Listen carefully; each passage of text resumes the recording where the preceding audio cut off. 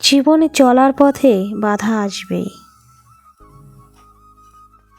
তাই বলে থেমে যাওয়ার কোনো অবকাশ নেই। যেখানে বাধা আসবে সেখান থেকেই আবার শুরু করতে হবে। মনুষ্যত্বই শিক্ষাটাই চরম শিক্ষা, আর সমস্তই তার অধীন।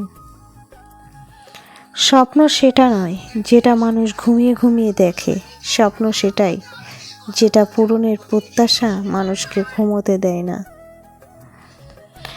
একজন গড়পড়তার মানুষ কথা বলে, একজন ভালো মানুষ ব্যাখ্যা করে, একজন ঊর্ধ্বতন মানুষ কাজ করে দেখায়, একজন সেরা মানুষ অন্যদেরকে প্রেরণা যোগায়, যাতে তারা নিজেরাই কাজকে নিজের মতো করে দেখতে পারে। যে যত বেশি ভ্রমণ করবে তার জ্ঞান তত বেশি বৃদ্ধি পাবে। যে পুরুষ কখনো দুঃখ কষ্ট ভোগ করেনি এবং পর খাওয়া মানুষ নয়, মেয়েদের কাছে সে তেমন বাঞ্ছনীয় না। কারণ দুঃখ কষ্ট পুরুষকে দরদি ও সহনশীল করে তোলে। যতদিন লেখাপড়ার প্রতি আকর্ষণ থাকে ততদিন মানুষ জ্ঞানী থাকে, আর যখনই তার ধারণা জন্মে যে সে জ্ঞানী হয়ে গেছে, তখনই মূর্খতা তাকে ঘিরে ধরে। মন থেকে কিছুই চাইবে না, কিন্তু তা বিবেক দিয়ে বিচার করবে। তাহলেই তুমি বুঝবে কোনটা তোমার করা উচিত আর কোনটা করা উচিত নয়। আপনি যদি গরিব হয়ে জন্ম নেন তাহলে এটা আপনার দোষ নয়, কিন্তু যদি গরিব থেকেই মারা যান তবে সেটা আপনার দোষ।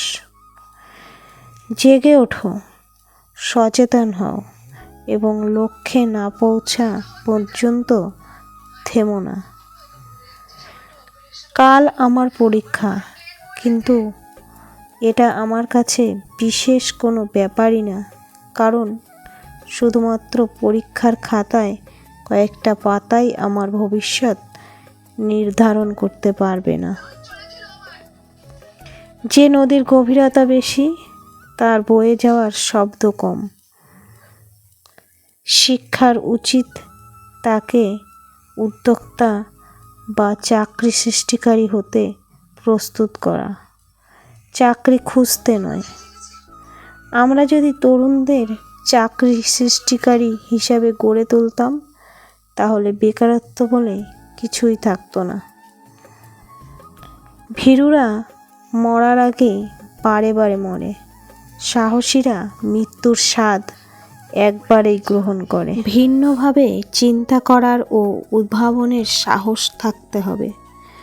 অপরিচিত পথে চলার ও অসম্ভব জিনিস আবিষ্কারের সাহস থাকতে হবে এবং সমস্যাকে জয় করে সফল হতে হবে। এ সকল মহান গুণের দ্বারা তরুণদের চালিত হতে হবে। তরুণ প্রজন্মের প্রতি এই আমার বার্তা। তুমি কাউকে সহজে বোকা বানিয়ে দিতে পারবে, অথবা কারো সরলতার সুযোগ নিয়ে ঠকিয়ে দিতে পারবে, কিন্তু নিজের বিবেকের কাছে একবার প্রশ্ন করে দেখো, নৈতিকতার দিক দিয়ে কি তুমি নিজেই হেরে গেলে না? পরিপূর্ণ তৃপ্তি নিয়ে কুঁড়ে ঘরে থাকাও ভালো, অতৃপ্তি নিয়ে বিরাট অট্টালিকায় থাকার কোনো সার্থকতা নেই।